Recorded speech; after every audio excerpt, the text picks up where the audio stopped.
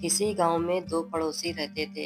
एक था आलसी लड़का जिसका नाम मोहन था और दूसरा था मेहनती लड़का जिसका नाम सोहन था। दोनों की उम्र लगभग बराबर ही थी और दोनों के पास खेती के लिए थोड़ी थोड़ी जमीन थी, परंतु उनके स्वभाव और आदतों में जमीन आसमान का अंतर था। मोहन को काम करने में जरा भी रुचि नहीं थी। वह सारा दिन पेड़ की छाया में बैठा रहता, सोता और समय बर्बाद करता।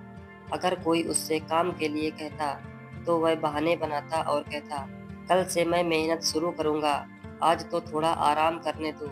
लेकिन वह कल कभी नहीं आता था। दूसरी ओर सोहन बहुत परिश्रमी और मेहनती था।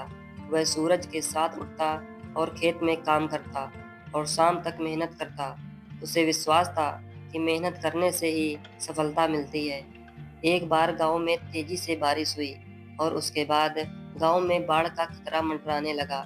सभी किसानों को अपनी फसलों को बचाने के लिए खेत के चारों ओर बांध बनाना जरूरी हो गया था।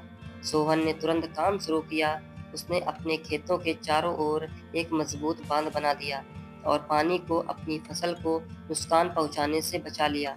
सोहन ने सोचा, अभी बांध बनाने की कोई जरूरत नहीं है, जब पानी आएगा तब देखेंगे। उसने अपना समय फिर से सोने और आराम करने में बर्बाद कर दिया। जब बाढ़ आई तो सोहन का खेत पानी से डूब गया और उसकी सारी फसल नष्ट हो गई।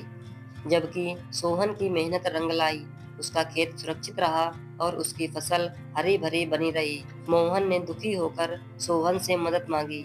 सोहन ने उसकी मदद तो की, लेकिन उसने समझाया, देखो, मेहनत करने से ही हम मुश्किलों से बच सकते हैं। अगर तुमने समय रहते खेतों की देखभाल की होती तो आज तुम्हें ये स्थिति नहीं झेलनी पड़ती। मोहन को उसकी गलती का एहसास हुआ। उसने सोचा, अगर मैं भी सोहन की तरह मेहनती होता तो मेरी फसल आज सुरक्षित होती। उसने उसी दिन से मेहनत करने की कसम खाई। कुछ महीनों बाद मोहन ने मेहनत करना शुरू कर दिया। वह समय पर उठता, अपने खेत में काम करता और अपना समय बर्बाद नहीं करता। धीरे धीरे उसकी मेहनत का फल दिखने लगा। अगले साल उसकी फसल भी सोहन की तरह अच्छी हो गई। इस तरह मोहन को यह समझ में आ गया कि आलस से कुछ हासिल नहीं होता और मेहनत ही सफलता की कुंजी है। दोनों लड़कों ने मिलकर खेती में एक दूसरे का साथ दिया और गांव में बाकी लोगों के लिए भी प्रेरणा बन गए। इस कहानी से हमें यह सीख मिलती है कि मेहनत करने वालों को सफलता मिलती ही है।